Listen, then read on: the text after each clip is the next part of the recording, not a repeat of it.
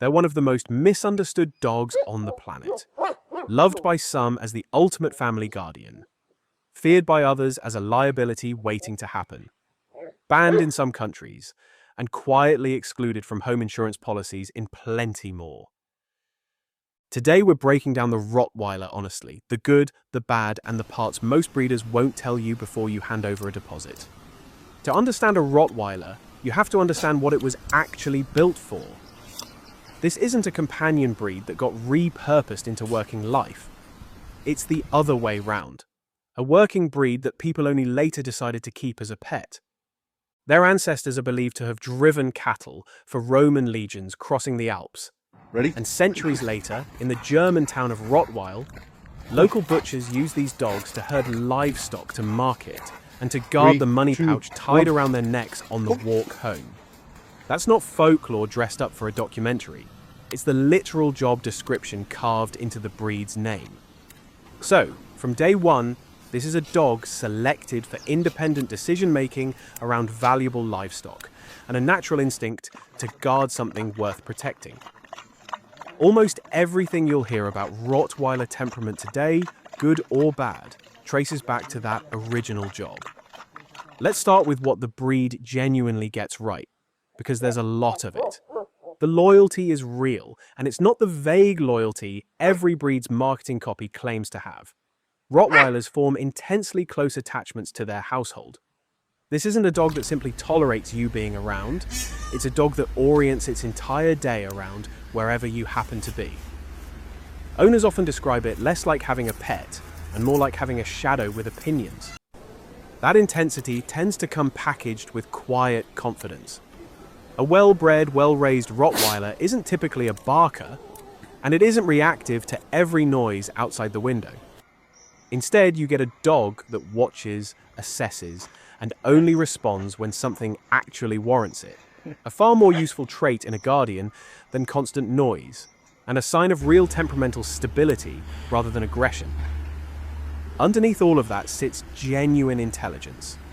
Rottweilers consistently rank near the top of working in obedience intelligence studies, and they're used as police dogs, therapy dogs, and service dogs because the raw cognitive material is there to work with. They pick up new commands quickly and retain them. Physically, this is a serious athlete in a deceptively blocky frame. If you're drawn to weight pulling, obedience trials, tracking work, or structured protection sports, few breeds give you this much genuine capability to build on. And perhaps most importantly, given the breed's reputation, Rottweilers tend to be brilliant with their own family, children included, when properly socialized. The stereotype of them as inherently dangerous around kids doesn't hold up against how the breed behaves in a stable, well-managed home. Most documented incidents trace back to poor breeding, poor socialization, or poor ownership, not some hardwired flaw in the dog itself. Now, for the part most breeders gloss over on the way to a sale. This is not a beginner's dog, and that needs saying plainly. A Rottweiler that misses proper socialization between 8 weeks and 6 months old can develop serious guarding and territorial issues that are genuinely difficult to undo later. You're not simply raising a pet, you're managing a dog with real bite force and real size that needs consistent, confident handling from the very first week you bring it home.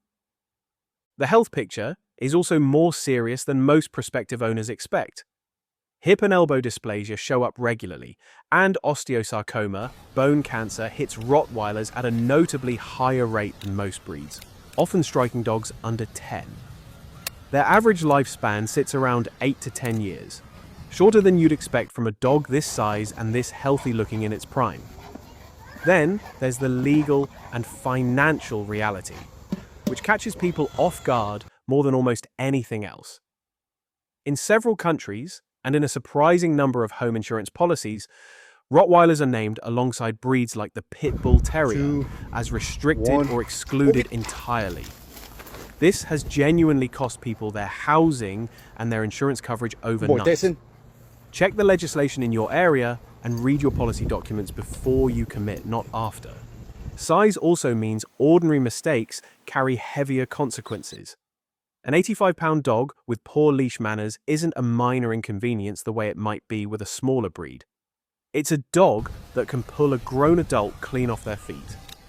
And finally, this is a breed that needs a job because it was never bred to sit still. Left under-exercised and understimulated, that intelligence and drive doesn't quietly disappear. It tends to resurface as destructive behavior, obsessive guarding, or genuine anxiety. A bored Rottweiler is, by most accounts, one of the more difficult dogs to live with. Strip away the myths in both directions, and here's the honest picture that's left. The Rottweiler tends to succeed with owners who've handled a large, strong-willed breed before, who can commit to real socialization in those first crucial months, and who offer structured exercise and mental work every single day rather than an occasional walk around the block. It tends to fail in homes wanting a low-maintenance guard dog that somehow just knows how to behave, or with first-time owners who assume loyalty alone will carry them through training. If you want a dog that will be your constant shadow and takes training seriously as a shared project, the Rottweiler is genuinely one of the most rewarding breeds you could bring home. If you're after something lower stakes and more forgiving of an inconsistent routine, this probably isn't your breed. And that's worth admitting before you fall for those puppy photos. That's the Rottweiler, not the myth, not the marketing, just the breed as it actually is. If you've owned one, I want to hear your experience in the comments, the good parts and the hard parts both. And if you're still weighing up whether this breed fits your household, hit subscribe, because next week we're giving the same honest breakdown to another breed people constantly get wrong.